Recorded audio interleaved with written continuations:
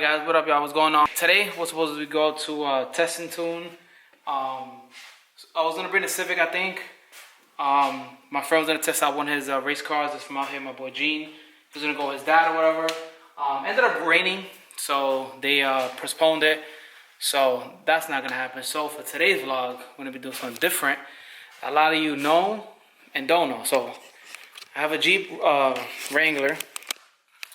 And I'm gonna be putting these big old bad boys on the Jeep. Jeep is in need of some tires really, really bad. So gonna go put on these. I got these little ridge grapplers right here. 285 75 17. No, 285 70 17s. So with these, it's gonna rub a little bit on my Jeep. So what I gotta do is I gotta remove this bolt and add a spacer. That bolt, when you full lock on a steering wheel, it hits on like the back of the spindle, so you can't turn anymore. So what you gotta do is take that bolt out, add a spacer or two, so that can hit, so it can hit earlier, and the wheels, and the tires won't rub on the sway bar. So that's what I'm gonna do now and put them in the Jeep. But I wanted to show you guys, man, I waxed this car, and it literally made a difference. Like I don't even want to drive this car. Hey, look how beautiful this thing looks. And again, guys, this is not even buffed, polished, wet sanded. Literally none of that. But it's crazy that with just that little bit of waxing that I did, the paint just like popped. Like I haven't seen my front bumper this glossy in so long. Like the paint was just like dry because I wasn't really caring about it. But dude, this thing pops so good now. Like, look at that. It's literally like a mirror. So I still have to obviously, do the buffing and everything, but I'm loving it. Once the car gets buffed though, you guys are gonna see the purple even more. So if you guys wanna know what I have, what I use this right here from McGuire's. It's so damn good. These all, you guys haven't really seen like a garage up there or anything, but this is the garage. You guys haven't really seen much of it. This is the garage. I got all my tools and everything hanging out. Got all my oil, antifreeze. I got more tools, more like extra stuff. I have like the bikes and stuff hanging up here. So much space now. Look how much space I got. So obviously I want to do a lot more to it, but it's gonna take some time. So got all my impact guns. Have some sockets up there. But yeah, I even went ahead and waxed the engine bay, and dude, look at the bay now, even more glossier. Like I don't know if you guys can see it from the side. Nah, you can't really see it, but like, look at the valve, even the valve cover. Look at the valve cover, like the manifold. This thing is glistening right now. So yeah, definitely love that. Put a sock on it. It's gonna start it up. It won't spit all the stuff out on the hood. Like, I don't even want to drive it. I'm so scared. Not even scared. Like, you ever clean your car so much that you're like, I don't want to get it dirty. That's how I feel right now. But enough rambling. Let's go ahead and take these tires, load them up on the Jeep, and be good. It's a little raining. It was raining today, like I told you guys. So I might have to pick up this side of the suspension. Lower a little bit. But this side looks like it's a little bit higher than all of them. But this car is sitting so nice, bro.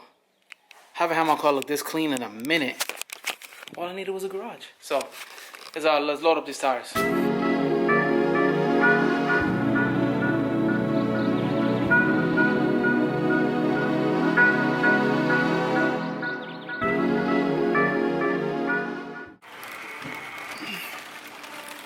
Alright guys, this is day 2. Shit is so weird out here. These places close at 7, but their techs be leaving like at 5:30, stuff like that. So everywhere I went yesterday was closed and they couldn't do it. So it's ain't like New York City where everybody, tire shops are always open, hustling, making money. Everything here closes so early, 6 o'clock, 5 o'clock. Like today's Saturday, this tire shop closes at like 5, so trying to go now to make it on time. So we'll see if they have a spot for us. It's already 1:30, so fingers crossed. Alright, got it back, guys. This thing looks crazy good. Holy fuck. I'll move it out the driveway. I'm gonna take it out the parking lot and then I'll show you the guys around. Bro, this thing looks so good. With the spare, oh man, this thing looks so damn good. Hell yeah. Alright guys, so it's actually the next day. They ended up having to keep the car for a day longer. So yeah, but this is it right here. I got all mounted up. These are 285 7017s. These are a little bit bigger than the Rubicon ones, I believe. These are Nito ridge grapplers, so they look great. Only thing is they rub on the sway bar, I believe, on the other side. I'm not sure about the passenger side. I'll check when I get home. I'll have my wife turn the steering wheel all the way. But it literally just like rubs like in here. But you guys see, so down there somewhere, I can't really see with the camera, but I gotta get underneath it. But there's a bolt that hits the bottom, that hits it's a bolt that hits the back of the spindle, so you can't turn it. So when you do when you're full lock, that bolt will hit the metal plate, so it doesn't let you turn more. So what you do with that one is you take that bolt out, you add about a spacer or two, and then that will hit before you do a full lock, and your tires won't rub. Because this one is a 75th anniversary one, so it doesn't have the detachable sway bar and the axles and stuff like the Rubicon does. But this one has obviously all the. So this Jeep, if you guys don't know, is a 75th anniversary. This is basically more rare than a Type R. They only made a few of these for the year, as you guys can see. So it has the Rubicon hood, Red Rock side skirts. Has custom interior, you guys can see. So this thing is super rare, and this thing just hit 50,000 miles, and it's from 2016. So this thing is literally a baby. We basically don't even drive this car. So yeah, I did a few upgrades to it, changed the headlights, changed the taillights. I had the bar up top before, but I took it off. Changed the taillights on there. I haven't really did anything too crazy, but yeah, I got this car for my wife in 2016, and we mainly driving it now because the highways and stuff like that. But listen, I love the car. It looks great. Finally, put some big tires on it. Definitely was about time. So tires came out to 1,600 for all five. Without mounting and stuff like that. For mounting all five, wheel balance and wheel alignment, they charged me $200, so it's not bad. But yeah, so this is my baby right here. So I'm gonna just head home, put gas. Well, I'm gonna put gas in this, head home, and then probably tonight I'll probably just end up doing the oil change on my Civic. Not too sure yet, but I know this isn't any Civic content or whatever, but something different for you guys, I haven't really driven a Civic like that. Still trying to settle down into the house. There's a lot still that's been going on. So I'll explain more of what we're gonna do when I pick up the camera. One more time before I head inside. Damn, this thing looks good. And it gives it a 3-inch lift off the floor. So she's definitely a big body now.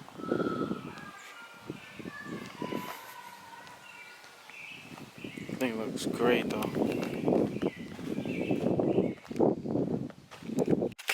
Yo, what up guys, what's going on? Gonna do an oil change now in the garage for the first time. Is in the garage. So much space for activities. So I don't know if you guys remember, I said that testing tunes didn't happen because it was raining.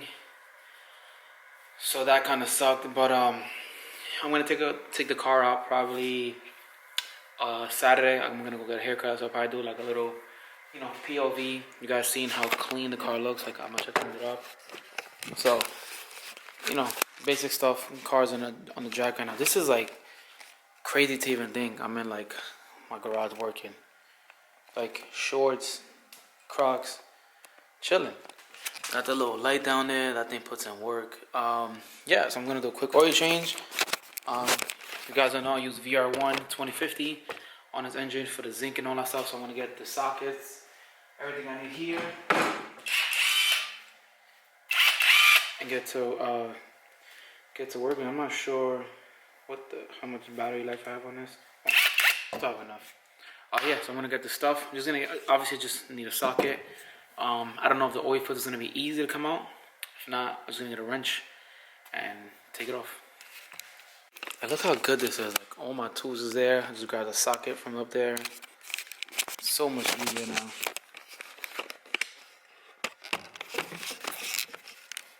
I know you guys have this, but like chilling, listening to music right now, like, bro, this is the life right now. I'm loving it. So I've seen like 2 leak spots. I know I have to change my oil pan gasket, but there's a leak there and there's something small. When I changed that, it would have been like super wet like before, but it wasn't. It was wet like around there. So definitely gonna keep an eye on it again. I definitely don't want to end up dealing with that shit again. It's annoying. And I stripped out one of the bolts from the half shaft. Those things always get like stripped out so easy. I ended up stripping one out on my last motor. It was the same way, so hopefully it's just from the shift selector seal, which it should be. That's what we're hoping for, to be honest. But I'll keep an eye on it. But I mean, I've driven this car like 3 times. It should have leaked a lot more if it was coming from the half shaft seal again. So fingers crossed, it should be good. Probably something minor. I'll change it later on.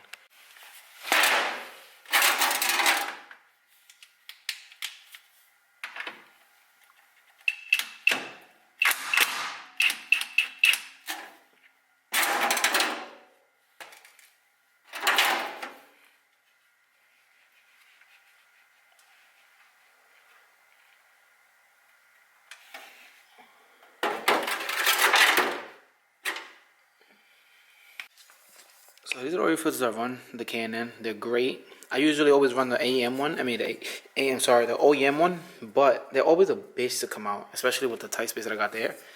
So I started getting these because I heard these are really good, and I love that they have the bolt to be able to take it out easy.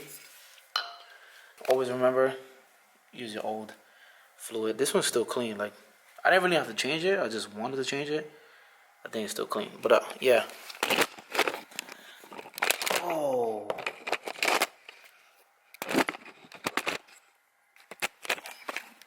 Rip camera.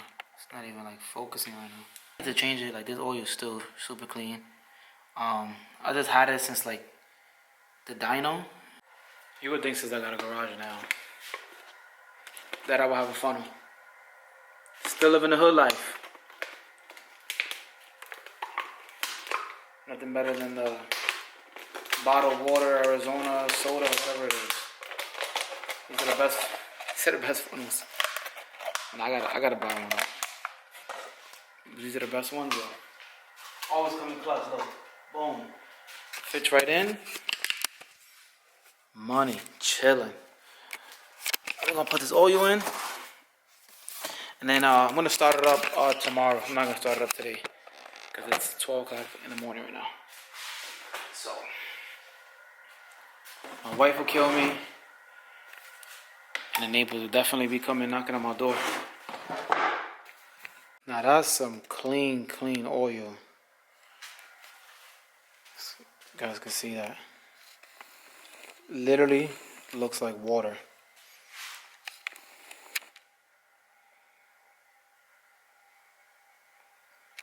It's that good. It's like, see, you guys can see here. It's just so bright.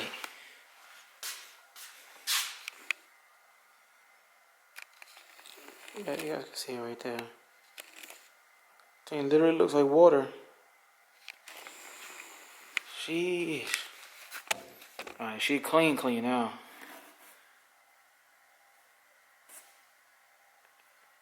Yes, sir. she good. So I'm gonna turn on tomorrow, and then yeah, see, she's probably gonna have to add maybe a tiny bit more. But usually this is 5 quarts. I usually use almost a 5 quarts because I have a Moroso oil pan too. So that's bigger than a stock pan. So it takes more oil, which is good. There's no starvation. And when when a car is driving and oil is splashing, and the oil filter also. So, but yeah, pick up the camera tomorrow when I do a little quick start. Alright, what up, y'all? It's the next day. I don't got the lights on. I gotta turn these lights on. But I'm gonna do a quick start up on the car. Make sure oil gets flowing. Make sure oil is good. And then pick up the camera tomorrow when I go to get a haircut. And I drive the car.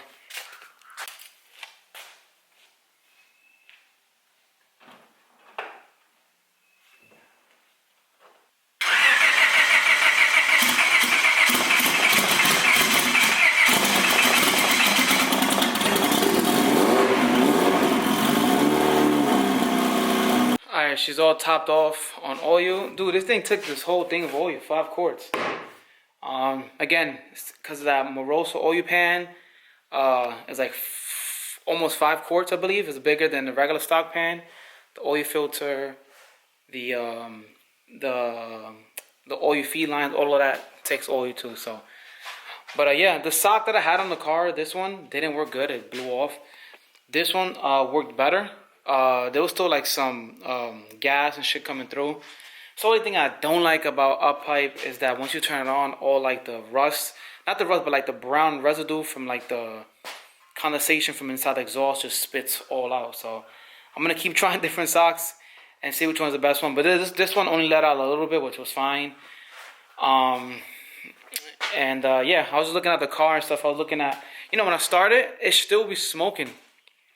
But that's like all the condensation and everything that's in the car, and it's not like it's hot outside. And I feel like even if it's hot outside, it's gonna do that because of the condensation that's inside of the car, all the water and all of that stuff, and it's literally right here. So, but yeah, I'm gonna take the car tomorrow, do some POV, and enjoy the car. So, see you guys tomorrow.